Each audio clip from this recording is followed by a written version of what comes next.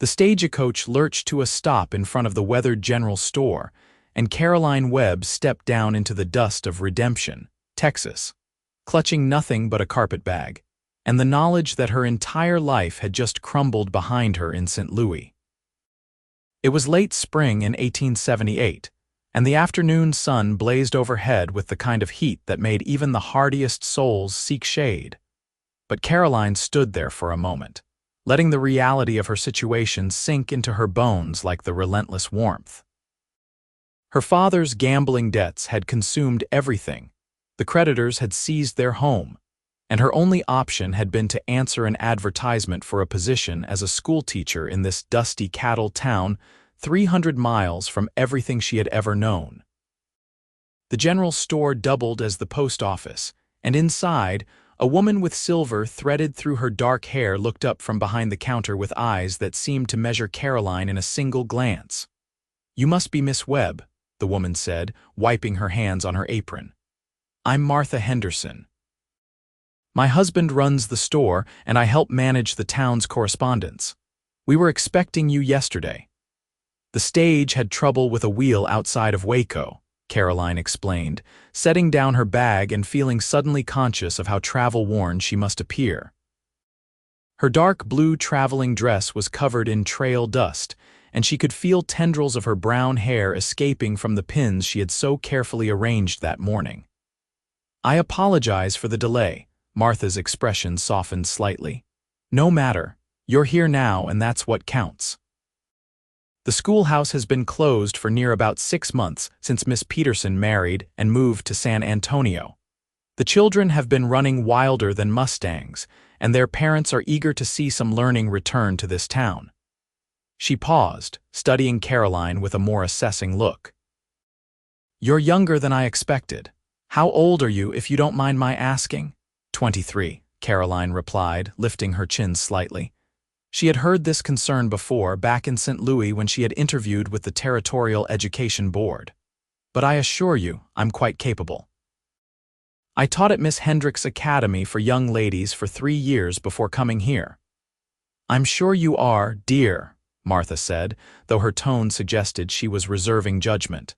"The schoolhouse has a small room in the back where you can stay. It's not much, just a bed and a stove and a washstand, but it's clean and it's yours. Let me get my shawl and I'll walk you over there. My husband can bring your trunk when it arrives on tomorrow's stage." The schoolhouse sat at the far end of the main street, a simple wooden structure with a bell tower that tilted slightly to the left, as if the building itself was tired from standing too long in the relentless Texas sun.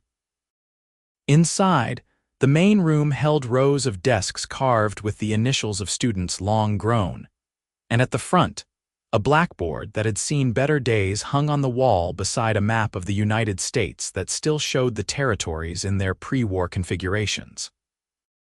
Martha led Caroline through a narrow door at the back to reveal the living quarters that would be her home. The room was indeed small, barely large enough for the iron bedstead pushed against one wall, a table with 2 chairs, a wardrobe that leaned at an angle, and in the corner, a cast iron stove that looked like it had survived at least 2 decades of hard use. A single window looked out onto the scrubland behind the school, where mesquite trees twisted against the sky and the land stretched away in shades of brown and gold toward distant hills. "It's not the Tremont Hotel," Martha said with a slight smile, "but it's shelter. There's a well out back, and you're welcome to take your meals at the boarding house until you get settled. Mrs. Cooper runs it, and she serves breakfast at 6, dinner at noon, and supper at 6 in the evening. It's 50 cents a day for meals or $3 a week if you pay in advance." Caroline nodded, doing quick calculations in her head. Her salary was $40 a month, which seemed generous until she factored in food, clothing, supplies, and the small amount she hoped to send back to St. Louis to help her mother, who had gone to live with Caroline's aunt in a situation that was described as temporary but felt desperately permanent. "Thank you, Mrs. Henderson. I appreciate your help. Call me Martha, everyone does. And if you need anything at all, you come find me at the store. Redemption might be small, but we take care of our own. Martha moved toward the door, then paused. I should mention, there's a cattleman who lives about 2 miles out of town, has a ranch that runs along the creek. Cole Brennan. He keeps to himself mostly, lost his wife and baby daughter to fever about 4 years back, and he hasn't been quite right since. Sometimes he comes into town for supplies, and he's always polite enough, but there's a sadness in that man that goes bone deep. I only mention it because his nephew, Danny, is 8 years old and should be in school, but Cole hasn't sent him. You might need to ride out there and speak with him about it once you get the school up and running. The name settled into Caroline's mind along with all the other information she was trying to absorb. A grieving widower with a nephew who needed schooling. It seemed like a simple enough situation, though Martha's tone suggested there might be complications. I'll make note of it, Caroline said. Thank you for the warning. After Martha left, Caroline stood in the center of her small room and felt the full weight of her solitude descend. The walls seemed to close in slightly, and through the window she could see the vast emptiness of Texas spreading in all directions. For a moment, she allowed herself to feel the fear that had been nipping at her heels since she had left St. Louis. She was alone in a strange place, responsible for educating children she had never met, living in a room that felt more like a cell than a home. But then she straightened her shoulders and began unpacking her carpetbag. Fear was a luxury she could not afford. She had made her choice, and now she had to live with it. That evening, she walked to the boarding house and took her first meal in redemption. The dining room was crowded with men who worked the ranches and the rail line that ran through town, and she was the only woman present aside from Mrs. Cooper, a formidable woman with arms like a blacksmith and a voice that could cut through the loudest conversation. Caroline ate her beef stew and cornbread in silence, acutely aware of the curious glances directed her way. And then she returned to the schoolhouse as the sun was setting, painting the sky in shades of orange and pink that seemed impossibly vivid after the gray springs of St. Louis. The next morning, she began preparing the schoolhouse for students. She swept the floors, cleaned the desks, organized the few books that remained on the shelves, and wrote her name on the blackboard in careful script.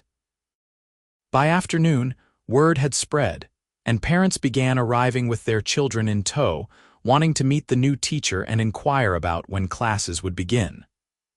Caroline set the start date for the following Monday, giving herself a few more days to prepare lessons and settle into her new role.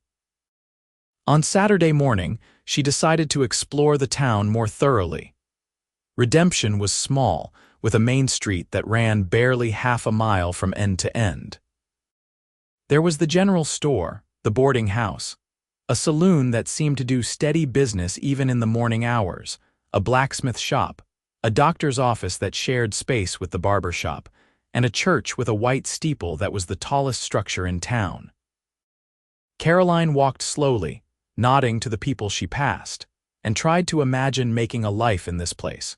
She was standing in front of the church, reading the sign that announced Sunday services at 10 in the morning when she heard the sound of hoofbeats behind her. She turned to see a man riding down the main street on a gray horse, and even from a distance, she could tell there was something different about him. He sat the saddle with the easy grace of someone who had spent more time on horseback than on foot, and he was dressed in work clothes that had seen hard use, canvas pants stained with dust, and a blue shirt faded nearly white by sun and washing.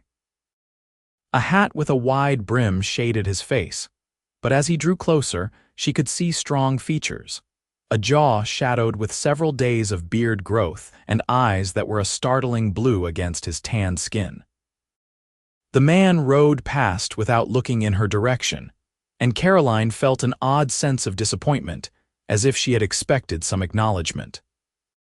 She watched as he tied his horse in front of the general store and went inside, moving with the economy of motion that suggested he did not waste time on unnecessary gestures.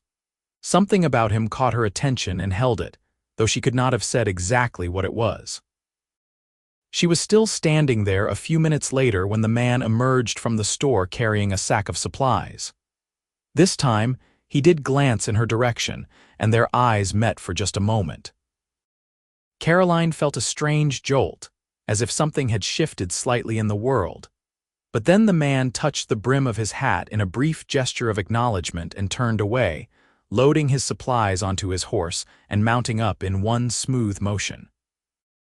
He rode back the way he had come, and Caroline watched until he disappeared from view.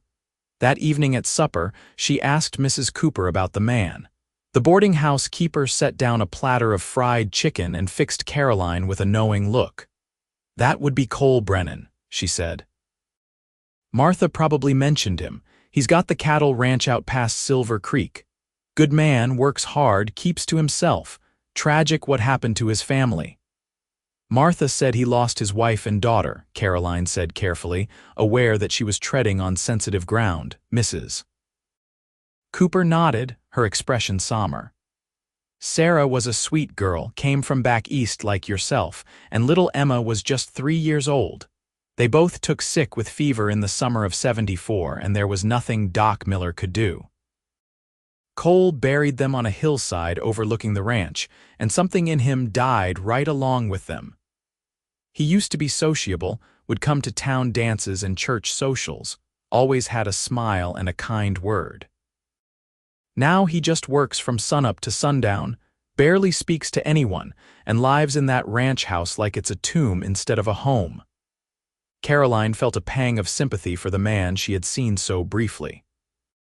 She knew something about loss, though her own experiences paled in comparison to what Cole Brennan had endured. "Martha mentioned he has a nephew," she said. "Danny, yes. The boy's mother was Cole's younger sister, and she died giving birth to him.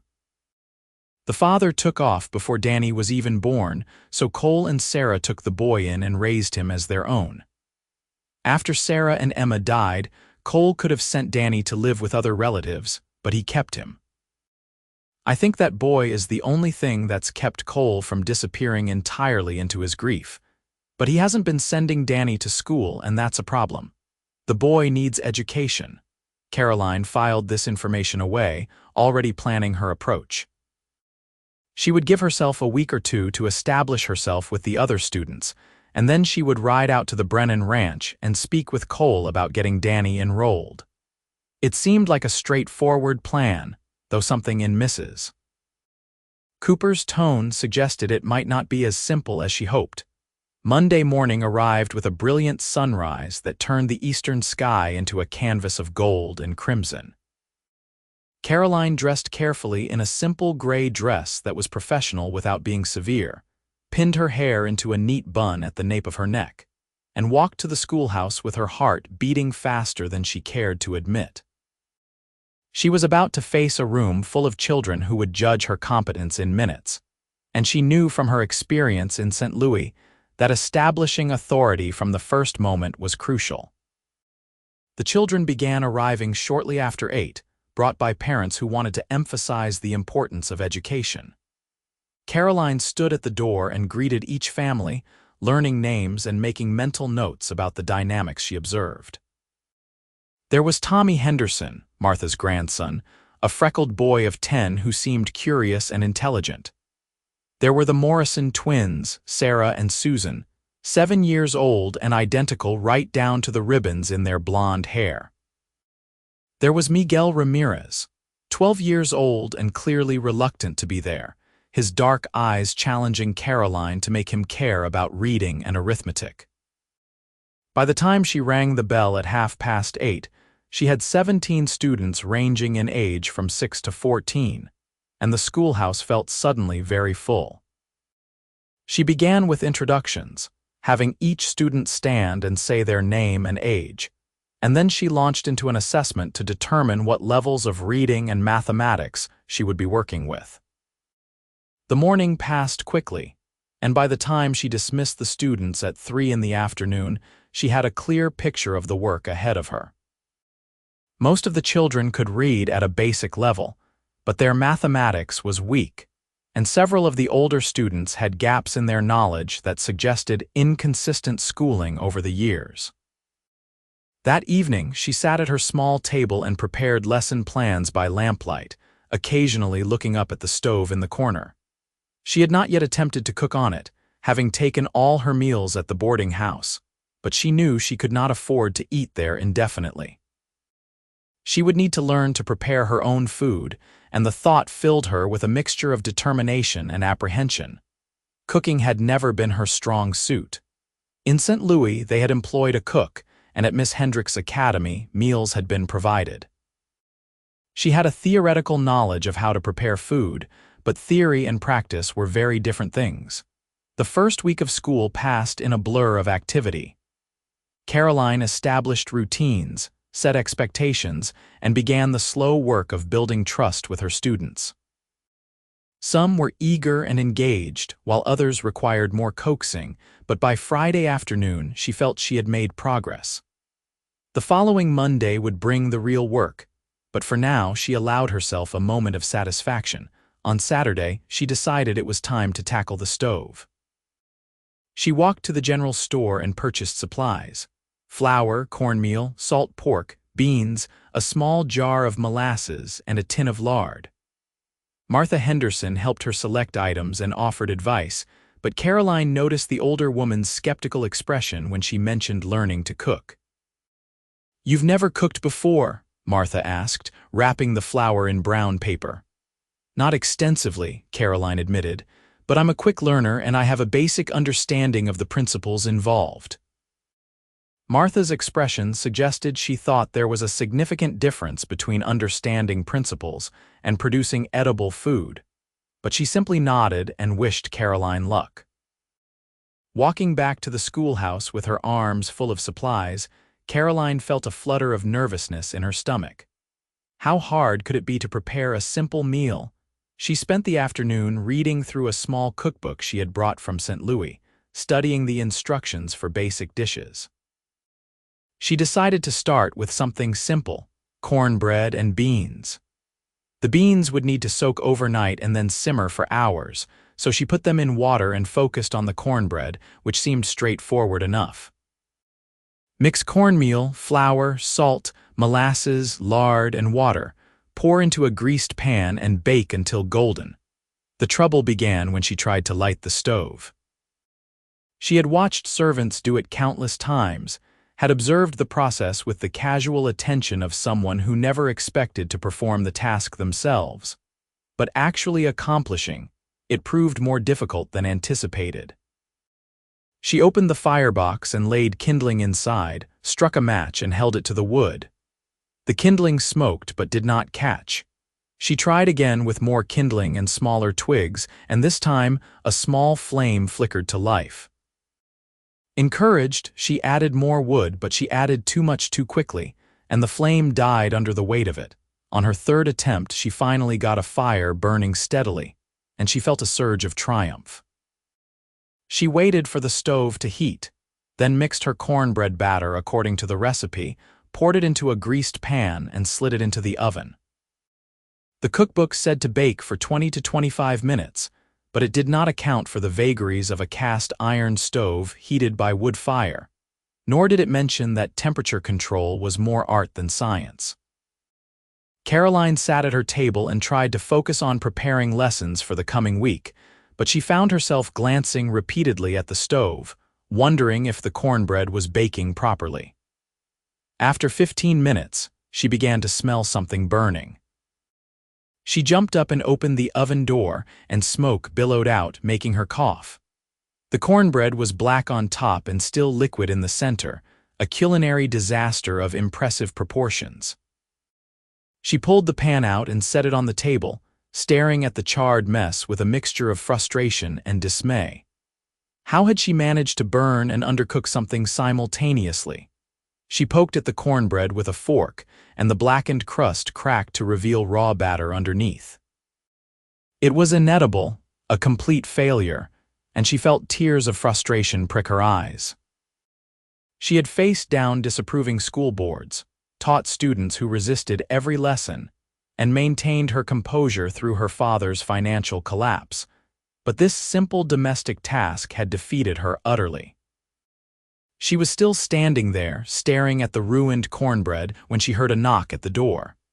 She wiped her eyes quickly and called out, "Just a moment," then hurried to make herself presentable. When she opened the door, she was surprised to find Cole Brennan standing on the step, hat in hand, with a boy beside him who must be Danny.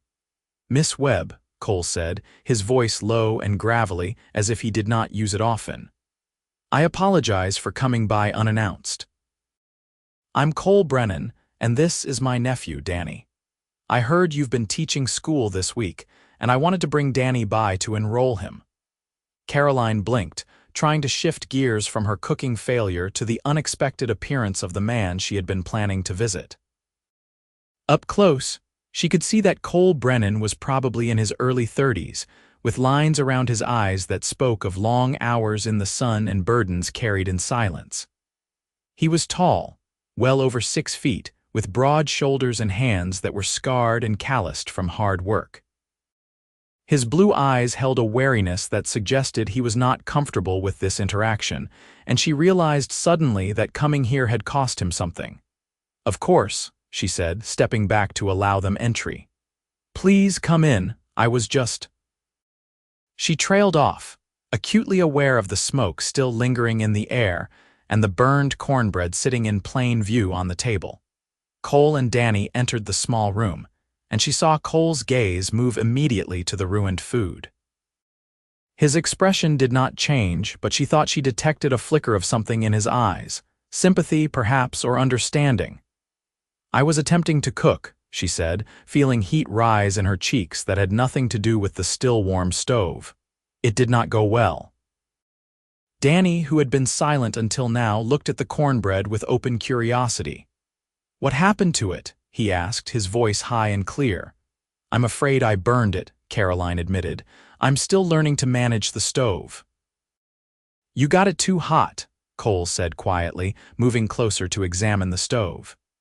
"These old iron stoves, they hold heat fierce once they get going, and if you're not careful, they'll burn everything you put in them.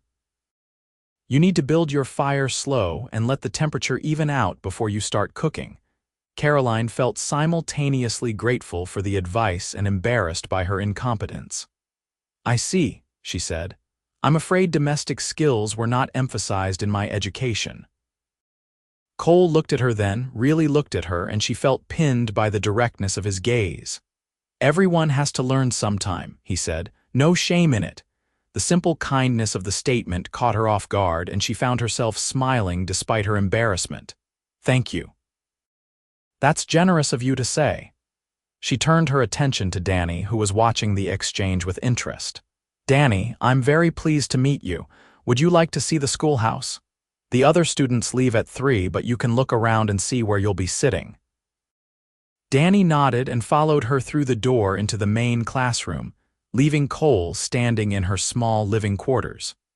She showed Danny the desks, the blackboard, the books on the shelves, and explained how the school day was structured.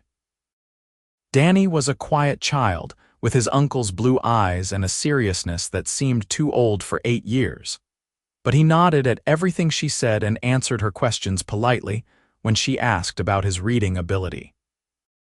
When they returned to the other room, Cole was examining the stove more closely, and he looked up as they entered. "The flue's partially blocked," he said. "That's part of your problem. Smoke's not drawing properly, so the heat's distributing uneven. If you've got some tools, I can clean it out for you. Won't take more than a few minutes." "I don't want to impose," Caroline said, though the offer was tempting. "No imposition," Cole replied. "I've got time and it needs doing. Danny can start school Monday morning. I'll bring him in on my way to check the north pasture."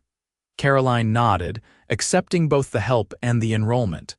She watched as Cole worked on the stove with efficient movements, his hands sure and steady. Danny sat at the table, tracing patterns in the flour dust she had spilled during her baking attempt, and the scene felt strangely domestic, as if this were a family instead of 3 people who barely knew each other. When Cole finished clearing the flue, he showed her how to build a proper fire, explaining the principles of airflow and heat distribution in terms that made sense to her teacher's mind. Start with your kindling arranged loose so air can circulate, he said, demonstrating. Get that burning good, then add your wood piece by piece, not all at once. Give it time to catch before you add more. And see this damper here? You can control how much air feeds the fire. More air means hotter fire, less air means it burns slower and cooler. Caroline watched carefully, committing every detail to memory. When he had the fire burning steadily, he adjusted the damper and stepped back. That should hold a good temperature for baking, even heat, not too fierce. You want to be able to hold your hand in the oven for about 3 seconds before it gets uncomfortable. That's the right heat for cornbread. Thank you, Caroline said, meaning it sincerely. This is incredibly helpful. I appreciate you taking the time. Cole shrugged, looking uncomfortable with her gratitude. Like I said, it needed doing. He turned to Danny. Come on, boy, we need to get back before dark. The cattle need checking.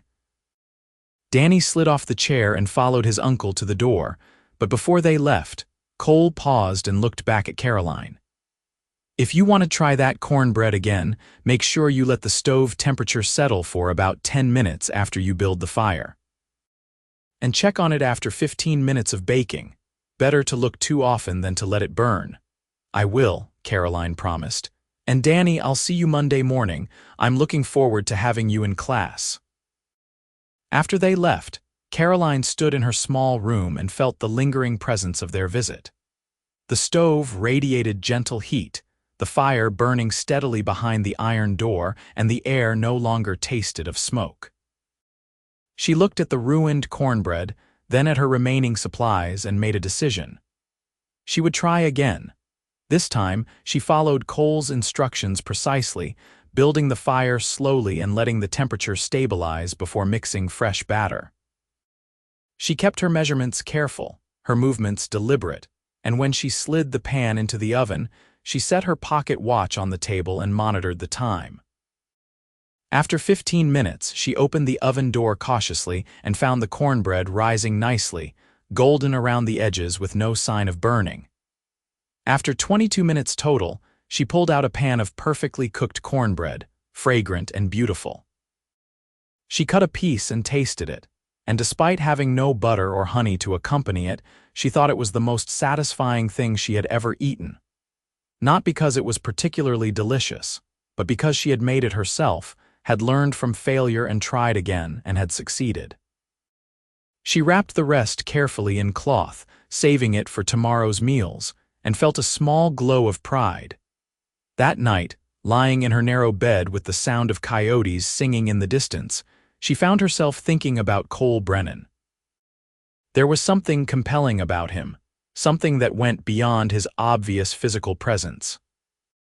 The gentleness with which he had offered help, the patience in his teaching, the careful way he moved through the world as if afraid to disturb anything.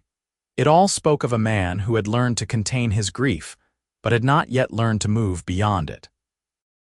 She wondered what he had been like before tragedy struck, whether the shadows in his eyes had always been there or if they were a recent addition. She thought about his wife, Sarah, who had come from back east and made a life in this harsh land, and about little Emma, dead at 3 years old. The losses were staggering, and yet Cole continued. He worked his ranch, cared for his nephew, and showed kindness to strangers who burned their supper. There was strength in that, a quiet resilience that she found herself admiring. Monday morning, Danny arrived at school sitting behind Cole on the gray horse, and Cole lifted him down with easy strength before riding off with a brief nod in Caroline's direction. Danny settled into the classroom routine with surprising ease, proving to be a bright student who rayed well above his age level and showed particular aptitude for arithmetic. Caroline found herself watching him throughout the day, seeing echoes of his uncle in the serious set of his mouth, and the way he approached problems methodically over the following weeks. A pattern developed. Cole would bring Danny to school in the morning and collect him in the afternoon, always polite but reserved, never lingering to talk. Caroline continued her cooking experiments with varying degrees of success, slowly building her skills through trial and error. She burned more than one meal, But she also had successes, and gradually, the cast iron stove stopped being her enemy and became simply a tool she was learning to use. One afternoon in early June, when the heat was building toward the fierce temperatures of summer, Cole arrived to collect Danny and found Caroline struggling to move a heavy desk that one of the older boys had shoved against the wall during an exuberant recess game. She was pushing with all her strength, her face flushed with effort, but the desk would not budge. "Let me help," Cole said from the doorway, and before she could protest, he had crossed the room and lifted the desk as if it weighed nothing, setting it back in its proper place. "These old desks are solid oak," he said. "They don't move easy." "Thank you," Caroline said, pushing a loose strand of hair back from her face. "I should have waited and asked Mr. Henderson to help tomorrow, but I wanted the room set right." "No trouble." Cole hesitated, then asked, "How's Danny doing?" "He doesn't talk much about school." "He's doing wonderfully," Caroline said warmly. "He's one of my brightest students and he's very kind to the younger children. You've done an excellent job with him." Something shifted in Cole's expression, a softening that made him look younger. "Sarah deserves the credit for that. She was the one who taught him his letters and numbers, read to him every night. I've just tried to keep up what she started." It was the first time he had mentioned his wife's name in Caroline's hearing, and she understood instinctively that this was significant. "She must have been a wonderful woman," she said quietly. "She was." Cole's voice was rough with emotion, and he looked away, focusing on something outside the window. "Danny's lucky to have you teaching him now. He needs people in his life who care about more than just cattle and fences." Caroline felt a pang of sympathy for the isolation she heard in those words. "You're welcome to stay for a few minutes if you'd like," she said impulsively. "I was about to make coffee and I've gotten better at managing the stove." Cole looked at her in surprise, and she saw him weighing the offer, clearly torn between his inclination to refuse and something else, some need for human connection that he had been denying for too long. Finally, he nodded. "Coffee would be good, thank you." They moved into her small living quarters, and Danny settled at the table with a slate to practice his arithmetic while Caroline prepared coffee. She was acutely aware of Cole's presence, of how the small room seemed even smaller with his tall frame filling it. She measured coffee grounds carefully into the pot, added water, and set it on the stove to boil, all while maintaining a steady stream of conversation about Danny's progress and the other students. When the coffee was ready, she poured 3 cups, adding milk to Danny's to cool it, and they sat around the small table in a silence that was surprisingly comfortable. Cole wrapped his hands around the tin cup and stared into the dark liquid as if it held answers to questions he had not asked. "How are you finding Texas?" he asked finally, looking up at her. "It's different from St. Louis," Caroline said carefully. "Harsher in many ways, but also more honest, if that makes sense. People here say what they mean, and there's a directness that I appreciate. You miss your home." "I miss what it used to be," she admitted. "But that life is gone, and there's no point in dwelling on it. This is my home now, and I'm trying to make the best of it." Cole nodded slowly, understanding in his eyes. "That's all any of us can do. Make the best of what we're given and keep moving forward." They talked for another half hour, the conversation flowing more easily than Caroline would have expected. Cole told her about the ranch, about the challenges of managing cattle in the Texas heat, and dealing with drought and disease. She told him about her students, about the progress they were making and the challenges she faced in teaching such a wide range of ages and abilities. When he finally rose to leave, she felt a strange reluctance to see him go. "Thank you for the coffee," he said at the door. "It was good to talk." "You're welcome anytime," Caroline said, and meant it. After that afternoon, something changed. Cole began to linger a few minutes when he picked up Danny, sometimes accepting an offer of coffee, sometimes just standing in the doorway and talking about nothing in particular. Caroline found herself looking forward to these brief conversations, to the way Cole's face would relax slightly when he talked about something other than grief and work. She also found herself thinking about him at odd moments, remembering the way his hands looked wrapped around a coffee cup, or the rare smile that would occasionally break through his serious expression. She told herself it was simply because he was kind and she was lonely in this new place. But there was something more, some pull she could not quite name. In late June, the school term ended for the summer, and Caroline found herself with unexpected free time. Most of her students would be working on their family farms and ranches, and she would not resume teaching until September. The days stretched ahead, long and empty, and she realized how much she had come to depend on the structure of school to fill her time and thoughts. She was sitting on the small porch behind the schoolhouse one evening, watching the sun set and wondering how she would fill the coming months, when she heard hoofbeats approaching. She looked up to see Cole riding toward her, and her heart did an odd little skip. He dismounted and walked over, hat in hand. "Evening, Miss Webb. I hope I'm not disturbing you." "Not at all," she said, rising to her feet. "Is something wrong? Is Danny all right?" "Danny's fine. He's at the ranch with one of my hands." "I came to ask you something, and you can say no without worrying about offending me." He paused, as if gathering his courage. "I'm not much of a cook, and Danny's been eating whatever I can throw together, which isn't much. I was wondering if you might be willing to come out to the ranch a few times a week and prepare supper for us. I'd pay you, of course, and I'd make sure you got home safely." Caroline stared at him in surprise. "You want me to cook for you?" "I know it's an odd request," Cole said quickly. "And I know you're probably not much interested in spending your free time cooking. But Danny talks about the meals you've shared with the class sometimes, the stew you brought for the end-of-term celebration, and the biscuits you made for the Christmas party. He says they were the best things he's ever eaten, and I thought maybe you wouldn't mind." Caroline felt a rush of emotions, pleasure at the compliment, nervousness at the prospect of cooking for someone else regularly, and underneath it all, a flutter of excitement at the idea of spending more time with Cole. "I'm not a particularly skilled cook," she said honestly. "I've only been learning since I came to Redemption, and I still burn things with alarming frequency." "Can't be worse than what I've been serving," Cole said with a slight smile. "Last week I gave Danny beans that were so hard they practically bounced off the plate, and the week before that, I burned salt pork so bad it was like chewing on boot leather. You'd be doing us a favor." Caroline laughed despite herself. "Well, when you put it that way, how can I refuse? Though I should warn you, my success rate is probably only about 70%.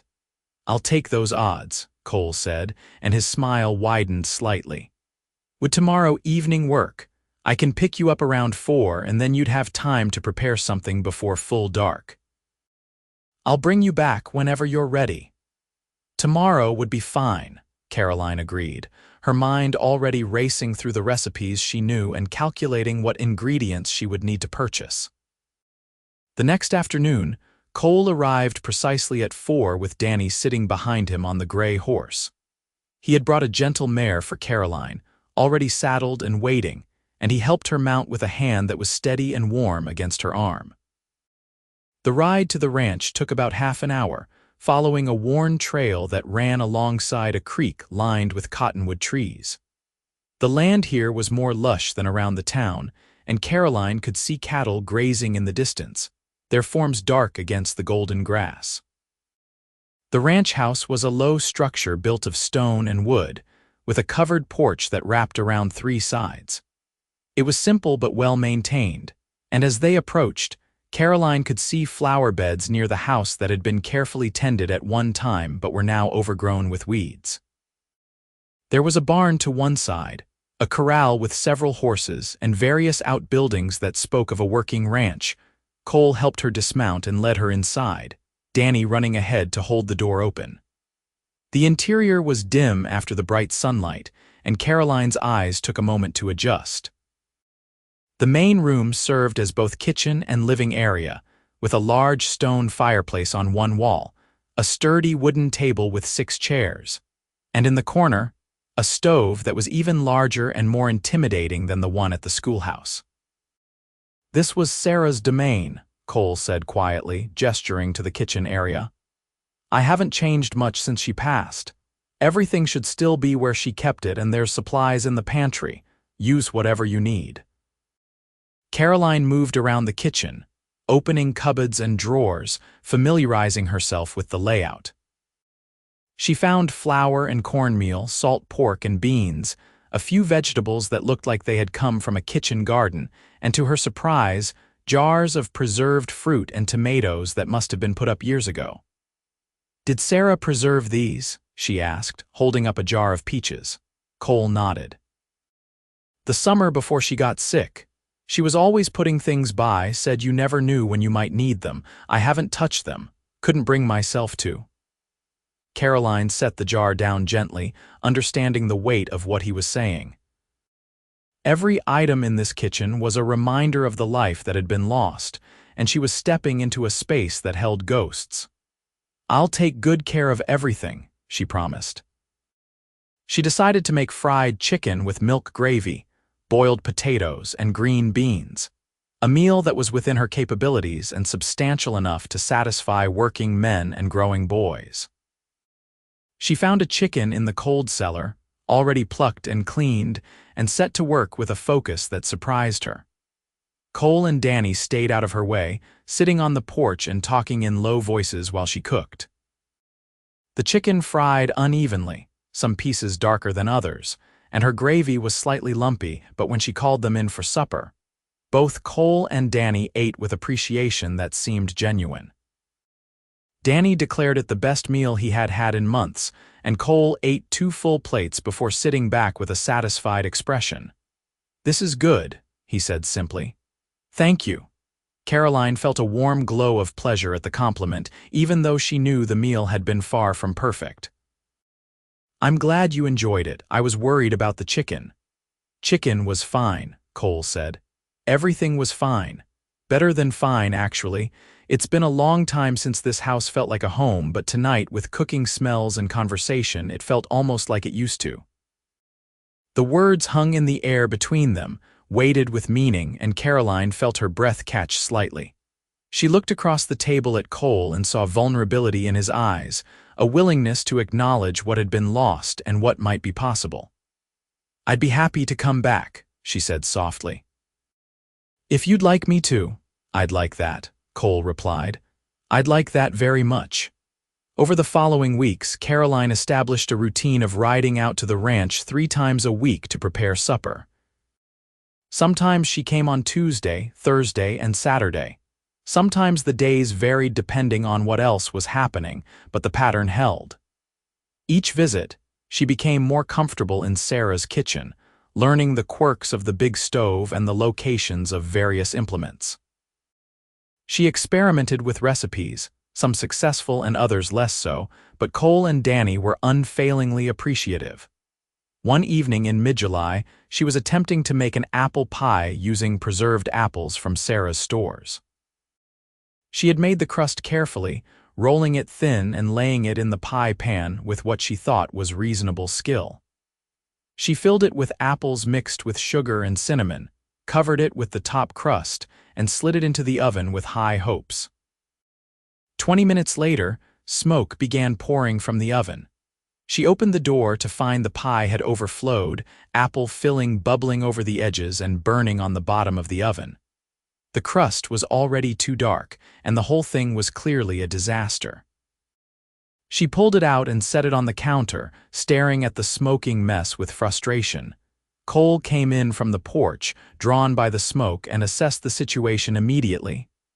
"Pie got away from you." "Apparently I didn't seal the edges properly, and the filling leaked everywhere," Caroline said, feeling dangerously close to tears. "And I think I made the crust too thin, and I probably had the oven too hot. I've ruined it completely." Cole moved closer and looked at the pie, which was still smoking gently. "Well, the crust is definitely burned," he said thoughtfully, "and there's apple filling all over the oven, but you know what? I bet the parts that aren't burned still taste good."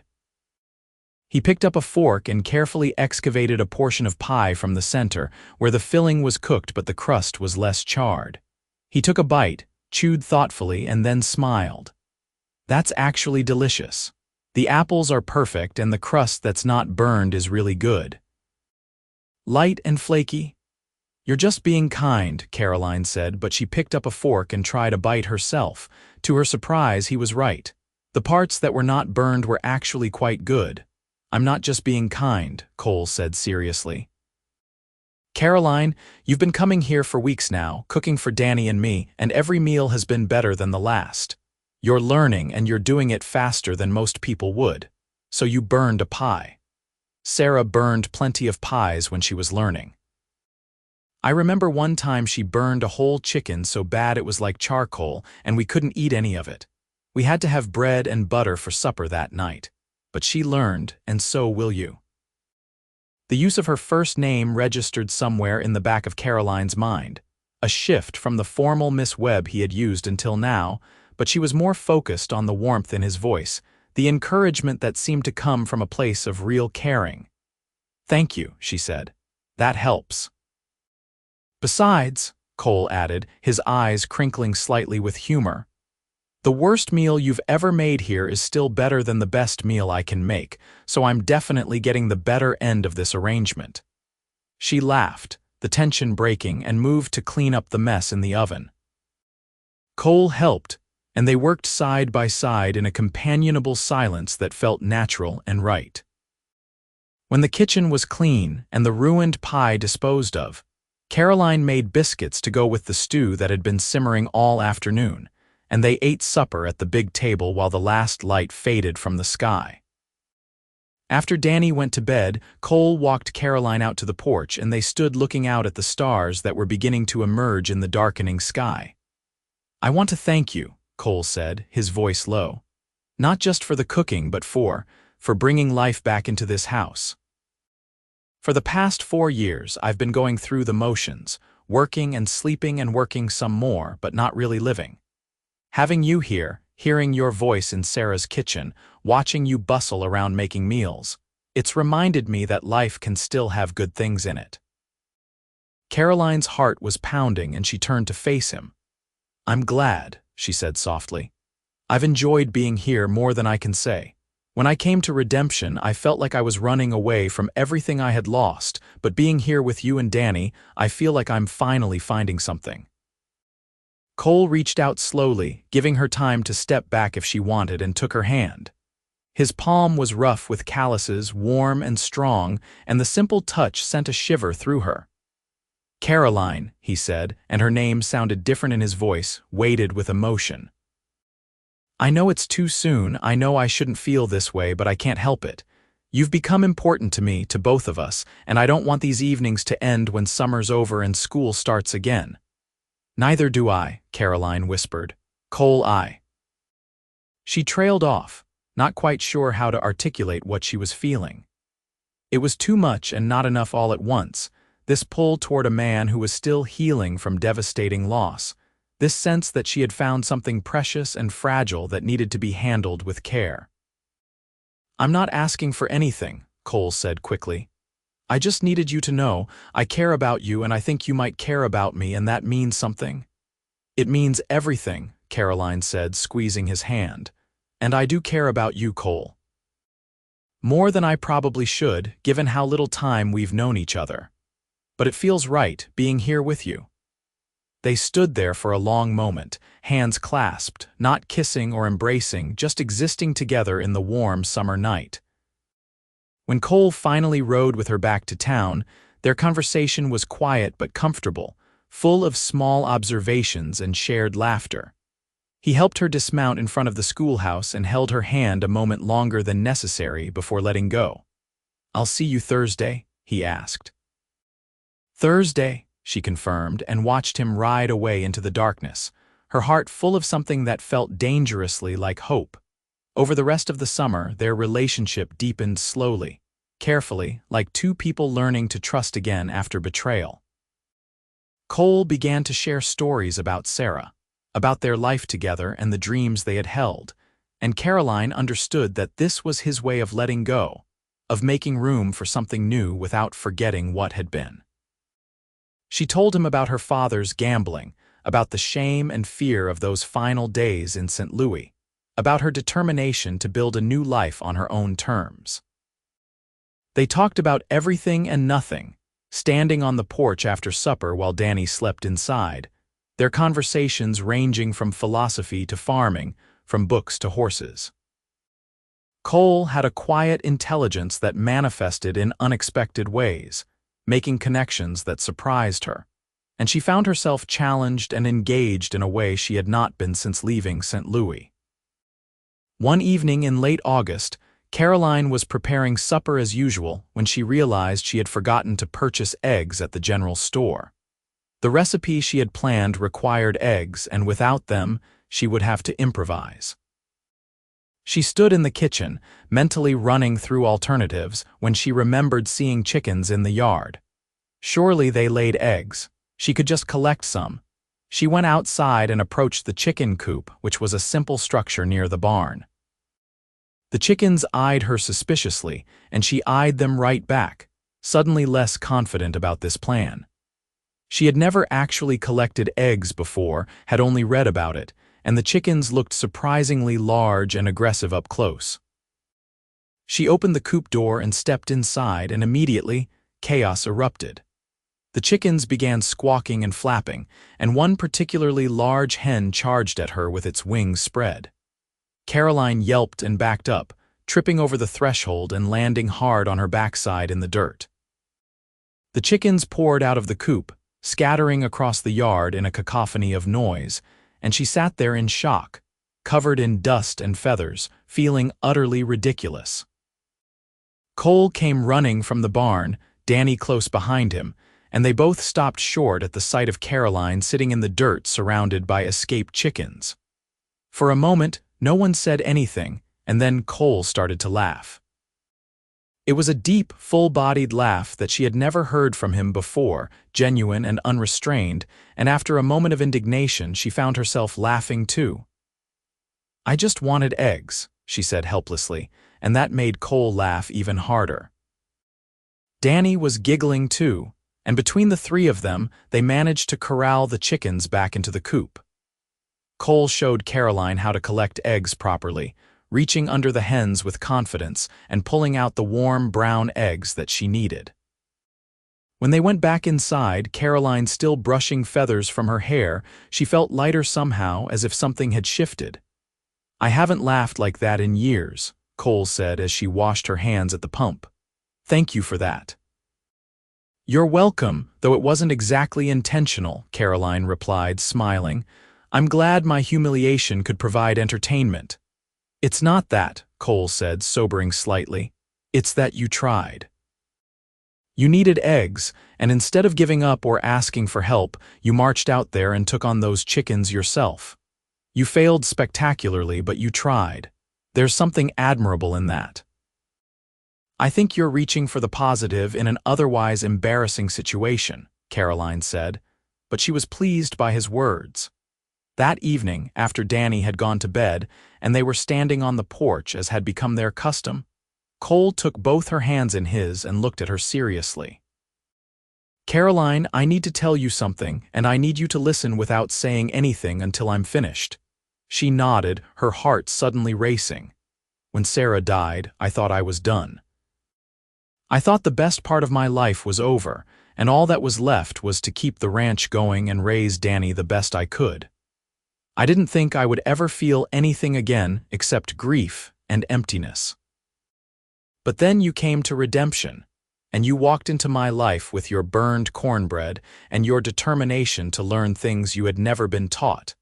And somehow, without me noticing exactly when it happened, you became essential. I look forward to the days you come here more than anything else in my life. I find myself thinking about things I want to tell you, stories I want to share, and I catch myself listening for your voice even when you're not here. I'm falling in love with you, Caroline, and I know it's fast and I know it might be too soon after Sarah, but I can't deny what I feel." Caroline's eyes filled with tears, and when Cole finally stopped talking and looked at her with a mixture of hope and fear, she pulled one hand free and touched his face gently. "I love you too," she said simply. I've been falling in love with you since the day you fixed my stove and called my burned cornbread the best meal you had had in years. I love your kindness and your strength and the way you've built a life out of tragedy. I love how you are with Danny, and I love how you make me feel like I can do anything, even collect eggs from aggressive chickens." Cole laughed softly, then pulled her close and kissed her. It was a gentle kiss at first, tentative and sweet, but it deepened as they both leaned into it, hands tangling in hair and pulling each other closer. When they finally broke apart, both breathing hard, Caroline rested her forehead against Cole's chest and listened to the steady thrum of his heartbeat. "I want you to marry me," Cole said into her hair. "I know we haven't been courting long by conventional standards, but I'm 33 years old and I've been married before, and I know what I want. I want you in my life permanently. I want to wake up with you beside me and go to sleep with you in my arms. I want to watch you teach Danny and any other children we might have. I want to spend the rest of my life with you. Will you marry me, Caroline?" "Yes," Caroline said without hesitation. "Yes, I'll marry you." They were married in September, in the little church with the white steeple, with most of the town in attendance.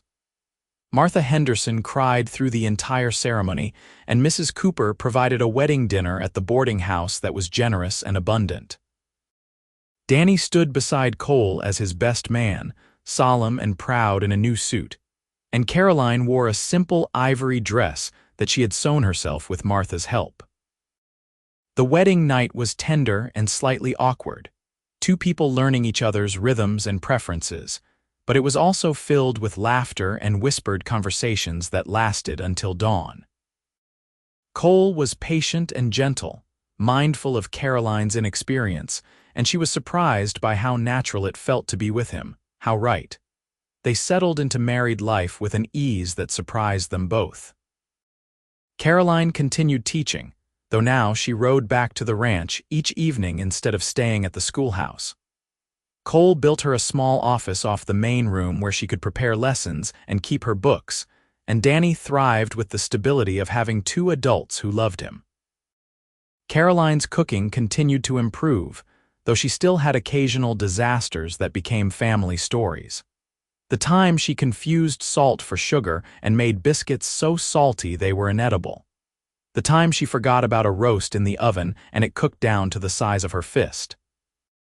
But there were also triumphs, meals that made Cole close his eyes in appreciation, and she took pride in her growing competence. One evening in October, about a month after their wedding, Caroline was preparing supper when she realized she was out of flour. She had used the last of it that morning making biscuits for breakfast, and she needed more to make the dumplings she had planned for the chicken stew bubbling on the stove. She debated riding into town, but decided instead to try a different recipe that did not require flour.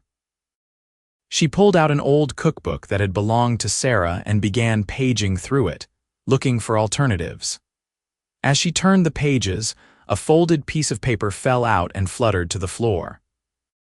She picked it up and unfolded it carefully and realized it was a letter written in a woman's delicate hand.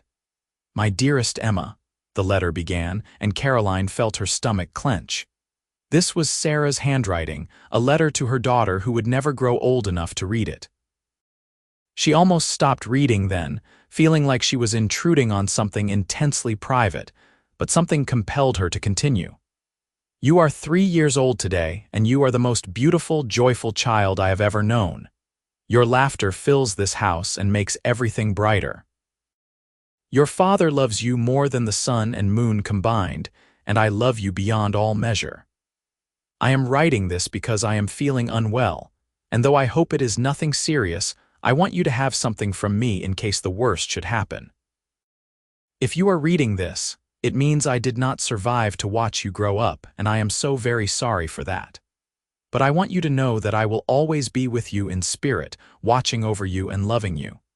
And I want you to know that if your father finds love again, you should embrace it. He deserves happiness, and so do you. Do not let my memory become a wall between you and joy. Live fully, laugh often, and know that love is not finite. There is always room for more. Your loving mother, Sarah." Caroline stood in the kitchen with tears streaming down her face, holding a letter from a dead woman to a dead child, and felt the weight of the love that had existed in this house before she arrived.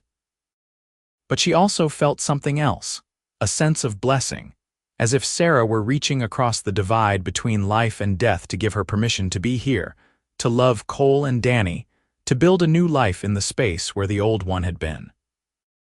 When Cole came in from the barn, he found her sitting at the table with the letter in her hands, tears still wet on her cheeks. "What's wrong?" he asked immediately, concern flooding his face. She handed him the letter wordlessly and watched as he read it.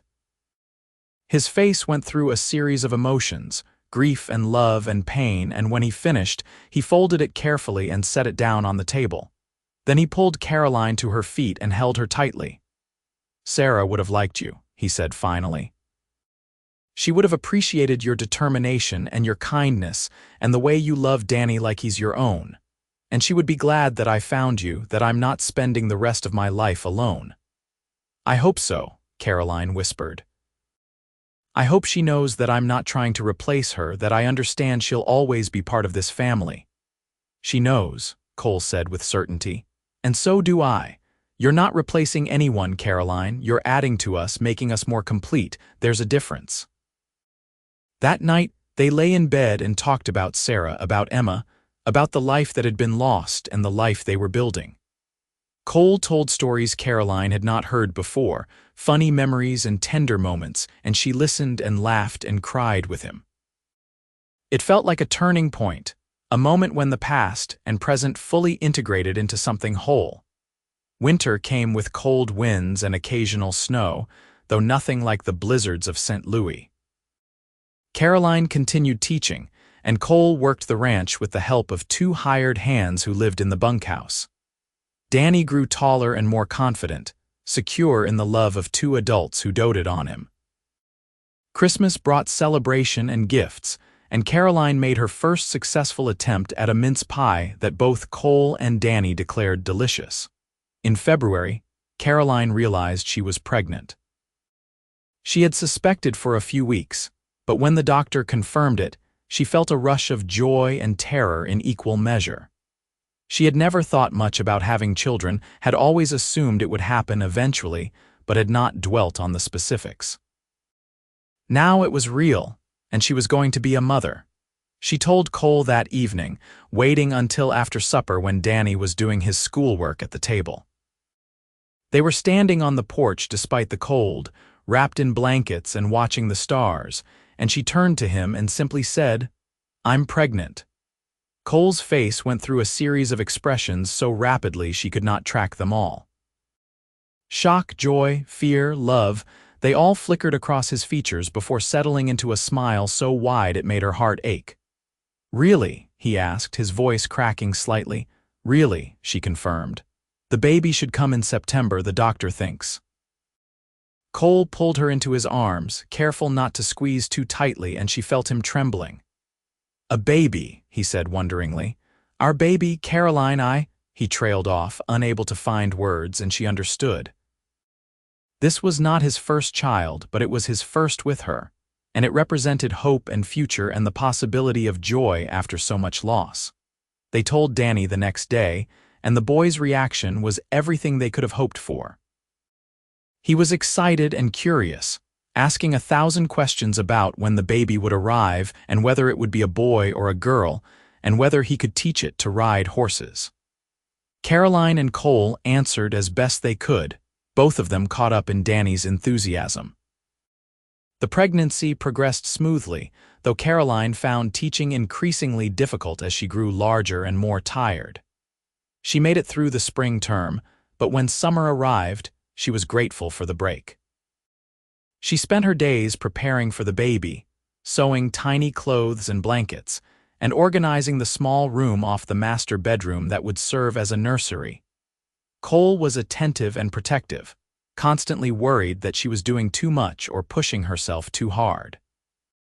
He hired a woman from town, Mrs. Rodriguez, to come out to the ranch 3 times a week to help with cooking and cleaning, insisting that Caroline needed to rest. Caroline protested that she was perfectly capable of managing, but secretly she was grateful for the help. In early September, as the heat of summer was finally breaking, Caroline went into labor. It was late afternoon, and Cole had just come in from checking the cattle. She was standing at the stove, stirring a pot of soup, when the first contraction hit with enough force to make her gasp and grab the counter for support.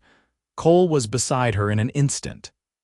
"Is it time?" he asked, and she could hear the fear underlying the question. He had lost a wife and child to illness, and she knew he was terrified of losing her as well. "It's time," she confirmed, breathing through another contraction. "You need to get the doctor." Cole ran to the barn, saddled his horse in record time, and rode for town like the devil was chasing him, leaving Danny with instructions to stay with Caroline and not let her do anything strenuous. Danny took his responsibility seriously, helping Caroline to the bedroom and fetching water and towels with a focus that would have been comical if Caroline had not been dealing with increasing contractions. The doctor arrived within an hour, brought by Cole, who looked pale and shaken. Doctor Miller was an older man with a calm demeanor that immediately eased some of the tension in the room. He examined Caroline efficiently, then announced that it would likely be several more hours before the baby arrived. He sent Cole out of the room, ignoring his protests, and settled in to wait. The labor was long and painful, and there were moments when Caroline thought she could not endure another second of it. But Mrs. Rodriguez arrived to help, summoned by one of Cole's ranch hands, and her presence was comforting. She held Caroline's hand and spoke to her in Spanish and English, encouraging and soothing in equal measure. Finally, as the sun was setting and painting the sky in shades of pink and gold, Caroline gave birth to a son. He was small and red and perfect, with a shock of dark hair and lungs that proved themselves immediately with a loud wail. Dr. Miller cleaned him efficiently and placed him in Caroline's arms, and she stared down at the tiny face with a sense of wonder that transcended words. Cole was allowed back into the room, and he approached the bed slowly, as if afraid he might break something. When he saw the baby, his face crumpled, and tears began streaming down his cheeks. "A son," he whispered. "We have a son." "We have a son," Caroline confirmed, exhausted and elated in equal measure. "What should we name him?" They had discussed names throughout the pregnancy but had never settled on anything definite. Now, looking at the baby, Cole said quietly, "What about James?" "It was my father's name, and he was a good man." "James Brennan," Caroline said, testing it out. "I like it. James Cole Brennan." "Perfect," Cole said, reaching out to touch the baby's tiny hand. James's fingers wrapped around Cole's large finger, and the sight of it made Caroline's heart swell with love. Danny was allowed in to meet his new cousin, and he approached with a reverence that was touching. "He's so small," Danny said wonderingly. "Was I that small?" "You were," Cole confirmed. "And you're going to be a wonderful big brother to him, teaching him everything you know." The weeks that followed were a blur of sleepless nights and constant feedings, but Caroline had never been happier. Cole was an attentive father, getting up with her in the night to change diapers and rock James when he fussed. Danny was endlessly fascinated by the baby, always wanting to hold him or help with his care. The house was filled with noise and life in a way it had not been in years. Caroline did not return to teaching that fall, instead focusing on caring for James and managing the household. The school board hired a temporary teacher, a young man fresh from a college back east, and while Caroline missed the classroom, she did not regret her decision. Being a mother consumed her in ways she had not anticipated, but it was a good consuming, full of joy and discovery. As James grew, his personality began to emerge. He was a happy baby, quick to smile and laugh, and he had Cole's blue eyes and Caroline's determined chin. By the time he was 6 months old, he was trying to sit up on his own, and by 9 months, he was crawling with a speed that kept everyone on their toes. The following spring, when James was about 8 months old, Caroline discovered she was pregnant again. She had not expected it to happen so quickly, had assumed there would be more space between children, but when she told Cole, he was overjoyed. "The more the merrier," he said, kissing her soundly. "This house was built for a big family and I intend to fill it." Their daughter was born in November of 1880, a cool autumn day when the leaves on the cottonwoods along the creek had turned gold and russet. The labor was shorter than with James, and when the doctor placed the tiny girl in Caroline's arms, she felt a surge of fierce protectiveness. They named her Sarah Emma, after the wife and daughter Cole had lost, and if anyone thought it was strange to name a new baby after the dead, they kept their opinions to themselves. Sarah was a quieter baby than James had been, more contemplative, with dark hair like her mother and a serious expression that reminded Caroline of Cole.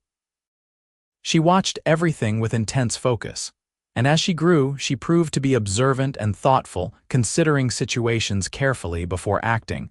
With 2 babies under 2 years old, the house was chaos, but it was joyful chaos. Danny, now 12, was an enormous help, entertaining James while Caroline fed Sarah, or watching Sarah while Caroline dealt with James's latest exploration.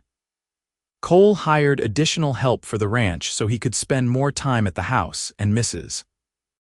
Rodriguez increased her days to 5 per week, helping with the mountains of laundry and cooking that 2 small children generated. Caroline eventually returned to teaching when Sarah was about a year old, bringing both children with her to the schoolhouse and managing lessons while also caring for them. It was exhausting, but the town had no other teacher available, and she felt a responsibility to the students who had missed nearly 2 years of consistent education. The years rolled by in a rhythm of seasons and small triumphs. James learned to walk, then to run, then to ride a horse with Danny's patient instruction. Sarah followed close behind, determined not to be left out of anything her brother did. Caroline's cooking continued to improve until she could legitimately call herself a skilled cook, though she still remembered with fondness the burned cornbread that had started everything. Danny grew into a young man, tall and strong like his uncle, and when he turned 18, Cole deeded him a portion of the ranch and helped him build a small house of his own.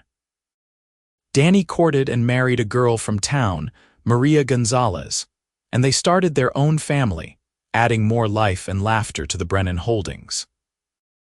More children followed for Cole and Caroline, 2 more sons and another daughter, until their family numbered 5 children ranging in age from 15 to 3. The house that had once been a tomb of grief became a place of constant noise and activity, full of scraped knees and homework battles, bedtime stories and stolen kisses between parents who still looked at each other with wonder after years of marriage. On their 10th wedding anniversary, Cole gave Caroline a gift that made her cry. It was a new cast iron stove, modern and efficient, with a reliable temperature gauge and even heat distribution.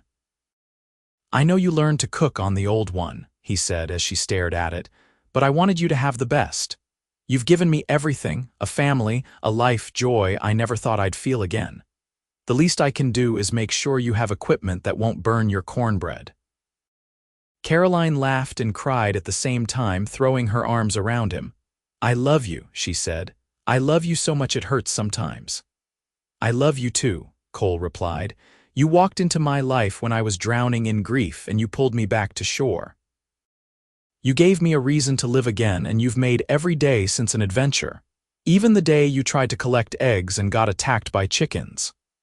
"I will never live that down, will I?" Caroline asked, laughing. "Never," Cole confirmed. "It's one of my favorite memories." They stood in the kitchen, surrounded by the sounds of their children playing outside and the smell of supper cooking on the new stove, and Caroline reflected on the journey that had brought her here.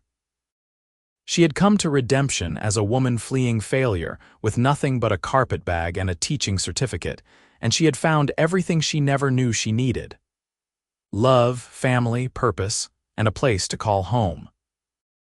Years later, when Caroline was gray-haired and surrounded by grandchildren, She would tell the story of the burned cornbread to anyone who would listen. "I burned the first supper I made on his stove," she would say, her eyes twinkling, "and the cowboy said it was the best meal he had had in years." That's when I knew he was either a liar or desperately lonely, and it turned out to be the latter. And thank goodness for that, because it led me to the love of my life.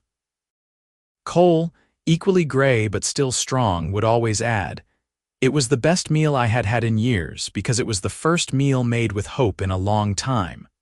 The cornbread was terrible, but the company was perfect, and that made all the difference." The ranch prospered over the decades, expanding as cattle prices rose and the railroad made shipping easier. Danny took over more of the daily operations as Cole aged, and eventually, Danny's sons joined the business as well. James became a lawyer, the first in the family to attend university, and he practiced in San Antonio but returned to Redemption regularly. Sarah Emma married a doctor and stayed in town, raising her children within visiting distance of their grandparents. Caroline taught for 30 years, educating 2 generations of Redemption children, and when she finally retired, the town held a celebration in her honor. Former students came from as far as Houston and Dallas to thank her for the education and encouragement she had provided. The schoolhouse was renamed the Caroline Brennan School, and a plaque was installed near the door commemorating her service. Cole lived to see all 5 of his children grown and married, and 17 grandchildren born. He died peacefully in his sleep at the age of 78, with Caroline beside him as she had been for 45 years. At his funeral, people came from all over Texas to pay their respects, and story after story was told about his kindness, his integrity, and his devotion to family. Caroline lived another 5 years after Cole's death, surrounded by children and grandchildren who loved her fiercely. She spent her days writing letters, tending a garden, and spoiling her great-grandchildren who were just beginning to arrive. She never remarried, saying that she had been blessed with one great love, and that was enough for any lifetime. On a warm spring evening in 1923, Caroline sat on the porch of the ranch house and watched the sun set over land that had been in the Brennan family for nearly 50 years.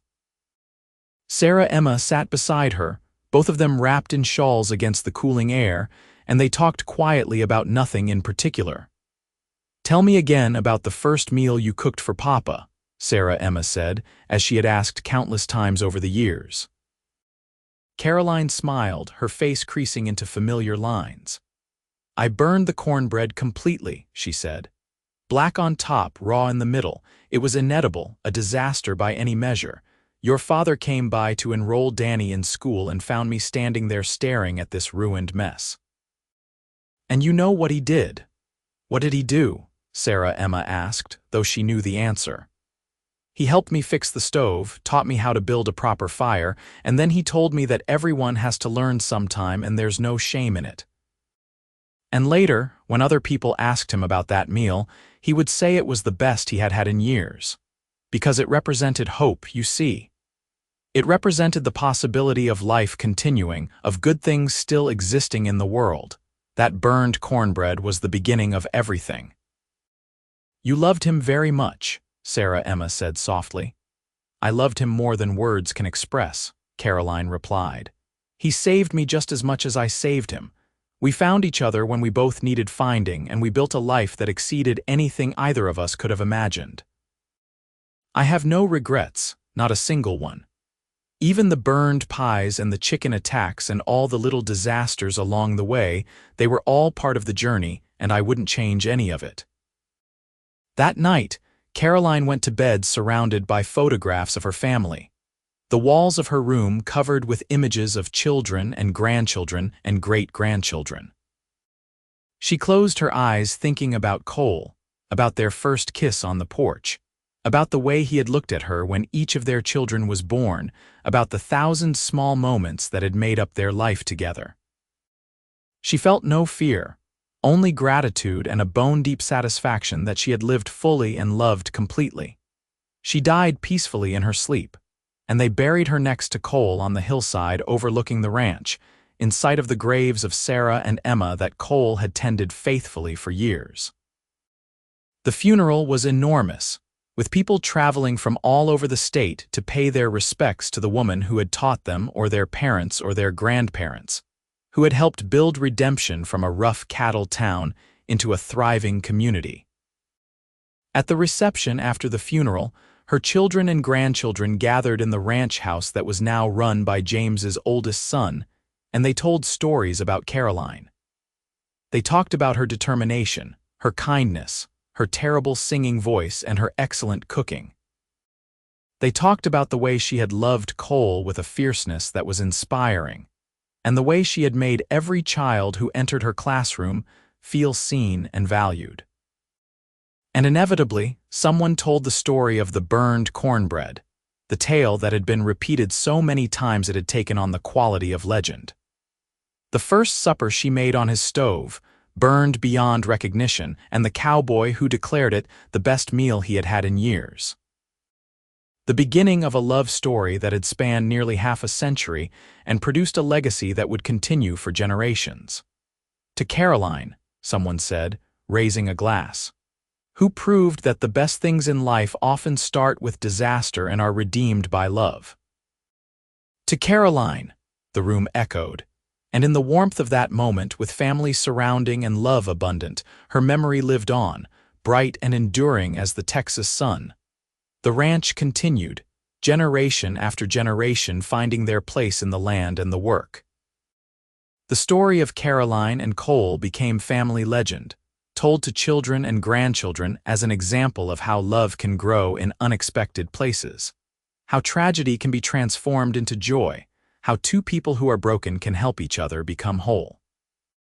The schoolhouse still stood, though it had been expanded and modernized, and the plaque bearing Caroline's name remained a point of pride for the community. And on quiet evenings, when the wind blew soft across the Texas hills and the stars emerged in their ancient patterns, it was easy to imagine the ghosts of a young teacher and a grieving cowboy standing on a porch, hands clasped, looking toward a future full of promise and hope. The past had shaped them, but it had not defined them. They had chosen to live, to love, to build something beautiful from the ashes of loss. And in doing so, they had created a story worth telling, a legacy worth preserving, and a love worth remembering. That burned cornbread, that first disastrous attempt at cooking in a strange kitchen on an unfamiliar stove, had been the catalyst for everything that followed. It had brought Cole into Caroline's life at exactly the moment she needed someone to see past her failures to her potential. It had led to evenings on the porch, to laughter over escaped chickens, to a proposal under the stars, to a marriage that weathered every storm and celebrated every joy, the best meal he had had in years. Not because of its quality, but because of what it represented, the end of isolation and the beginning of connection. Sometimes the most important moments in life come disguised as disasters, as burned food and failed attempts, as embarrassment and vulnerability. The key is being willing to try again, to accept help, to let people see you at your worst, and trust that they might still see value. Caroline had learned to cook, eventually becoming skilled enough that her pies won ribbons at the county fair and her Christmas dinners were legendary. But she never forgot that burned cornbread, never stopped being grateful for the man who looked at her culinary disaster and saw possibility instead of failure. That generosity of spirit, that willingness to encourage rather than criticize, had defined Cole Brennan, and it had shaped their marriage into something rare and precious. In the end, that's what love is, seeing past the burned cornbread to the person trying their best, and saying with absolute sincerity that it's the best meal you have had in years. It's recognizing effort and courage and determination, even when the results are less than perfect. It's being willing to teach, to help, to stand beside someone as they learn and grow. It's patience and kindness and the belief that people are worth investing in. Cole and Caroline had given each other that gift, that unconditional acceptance and support. They had built a life on a foundation of mutual respect and genuine affection, and they had passed those values to their children, who passed them to their children, creating a family legacy that stretched far beyond the borders of one ranch in Texas.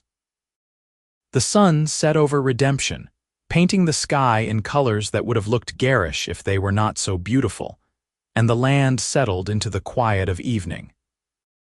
Cattle lowed in distant pastures, horses moved softly in their corrals, and in the ranch house where Caroline and Cole had raised their family, lights glowed warm against the gathering darkness. Life continued, generation following generation, each adding their own chapter to the ongoing story. And somewhere in the fabric of that story, woven into its very foundation, was a young woman who burned her first meal and a lonely cowboy who called it perfection. Their love had started with disaster and grown into something magnificent, proof that the best stories often begin with the words, "I have no idea what I'm doing," and end with, "But I'm so glad I tried." That was the lesson Caroline had taught in her classroom for 30 years, the message she had lived in her marriage and passed to her children. Try even when you might fail. Risk even when you might be hurt. Love even when you have already lost. Because the alternative is to never experience the joy that comes when you succeed, when the risk pays off, when love transforms everything. The burned cornbread was just cornbread after all.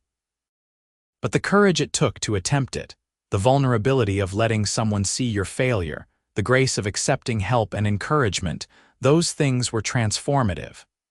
They had opened a door between two lonely people and allowed something beautiful to grow. Years later, Caroline's great-great-grandchildren would stand in a museum in Austin and look at a display about early education in Texas. And they would see their ancestors' name listed among the pioneering teachers who had brought learning to frontier towns.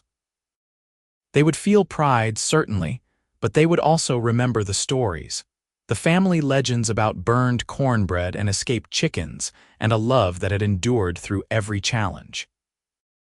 And they would understand, perhaps more clearly than Caroline herself had understood in those early days, that the value of a life is not measured in perfect meals or flawless performances. It is measured in courage and love, in the willingness to try despite the certainty of sometimes failing, in the generosity of spirit that sees past surface imperfections to the beauty underneath. The story of Caroline Webb and Cole Brennan had a happy ending, the kind of ending that everyone hopes for but not everyone achieves.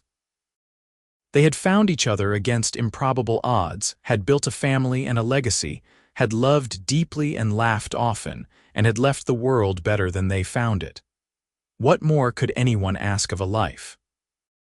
So when people told the story of the burned cornbread, they were really telling a much larger story. They were talking about redemption and second chances, about love that heals and hope that endures. They were celebrating the human capacity to start over, to learn and grow, to transform disaster into triumph through sheer determination, and the support of people who believe in us.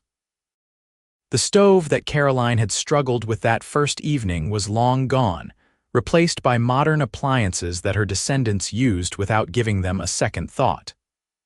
But the lessons learned in that struggle, the connections forged through that vulnerability, those remained.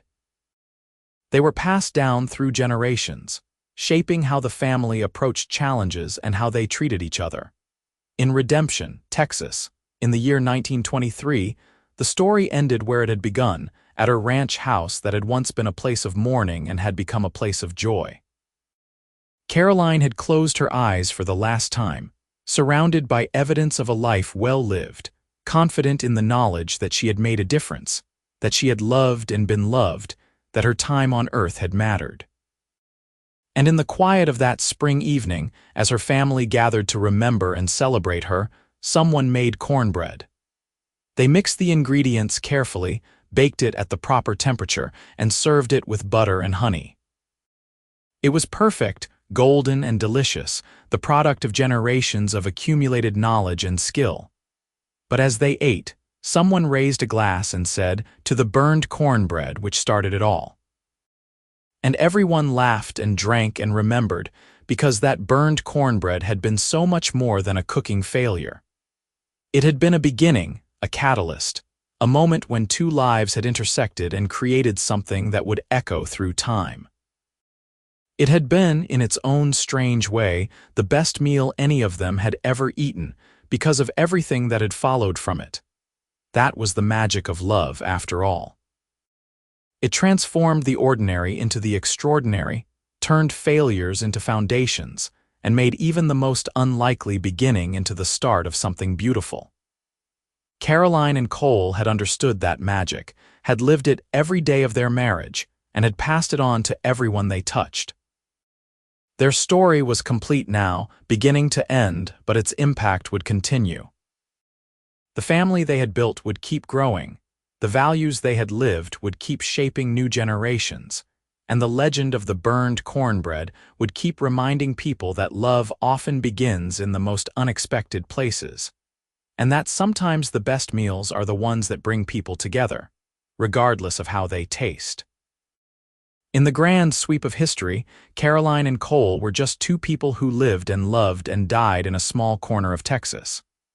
But to the people whose lives they touched, to the students Caroline taught and the family they raised, to the community they helped build, they were giants. They were proof that ordinary people living ordinary lives can create something extraordinary through love and determination, and the willingness to keep trying even when everything seems to go wrong. The sun finished setting, darkness fell over the Texas hills, and inside the ranch house, the family continued their celebration of Caroline's life. They told stories and shared memories, laughed and cried, and felt the presence of the woman who had brought them all together, whose love had created this extended family that now numbered in the dozens. And somewhere in the gathering, a young girl who had inherited Caroline's brown hair and serious expression listened to all the stories with wide eyes. She was only 8 years old, but she understood something important was being passed down to her, some legacy that went beyond recipes and family trees. When the story of the burned cornbread was told again, she leaned forward and listened carefully, committing every detail to memory. Years later, that girl would become a teacher herself, and she would tell her students about her great-great-grandmother who had come to Texas with nothing and built a life through courage and love. She would tell them about the importance of trying even when you might fail, of accepting help when you need it, of seeing past surface disasters to underlying potential. And she would tell them about the burned cornbread and the cowboy who called it the best meal he had had in years, because sometimes kindness matters more than perfection. The story would continue, generation after generation, each adding their own chapter while honoring the foundation laid by Caroline and Cole. The ranch would keep operating, the school would keep teaching, and the family would keep growing. The specifics would change with time, but the core would remain, that message of love and hope and second chances that had been at the heart of Caroline and Cole's story from the very beginning. And on quiet evenings, when the wind was just right and the stars were particularly bright, people in redemption would look toward the hillside where 4 graves stood in eternal watch over the land, and they would remember. They would remember the teacher who burned her first meal, the cowboy who saw past the disaster to the person trying her best, and the love story that had grown from that unlikely beginning into something that touched countless lives. That was the true happily ever after, not a fairy tale ending where everything was perfect, but a real ending where love endured, where family thrived, where a legacy was passed down through generations. Caroline and Cole had lived fully, loved completely, and left the world richer for their presence. They had started with burned cornbread and built an empire of love that would outlast them by centuries, and in the end, what more could anyone ask? They had been happy. They had been loved. They had made a difference. Their story was complete, beginning to end, disaster to triumph, loneliness to love. It was a story worth telling, worth remembering, worth celebrating. The burned cornbread had been just the beginning. Everything that followed, the marriage and the children and the laughter and the tears and the countless small moments that made up a life, all of it had grown from that single act of trying despite the certainty of failure. Caroline had burned that cornbread, and Cole had called it the best meal he had had in years, and from that moment, everything had changed. Love had bloomed in the Texas dust. Hope had replaced despair. Two broken people had found each other and built something beautiful. And the reverberations of that meeting echoed forward through time, touching lives that Caroline and Cole would never meet, shaping a future they would never see. That was the power of love, the miracle of human connection. It could not prevent death or stop time, but it could create meaning and legacy and memory that endured long after the people were gone. Caroline and Cole were dead, but their love lived on in the family they had created, in the values they had instilled, in the stories that were told and retold with each passing year. The best meal he had had in years. Those 7 words had started everything, had opened a door between two people who needed each other desperately and did not even know it yet. Those 7 words had been an act of kindness, a gift of grace, a gesture of hope in a moment when hope was in short supply. And from those 7 words had grown a love story that spanned decades, a family that numbered in the hundreds, and a legacy that would endure for generations. Not bad for burned cornbread, not bad at all.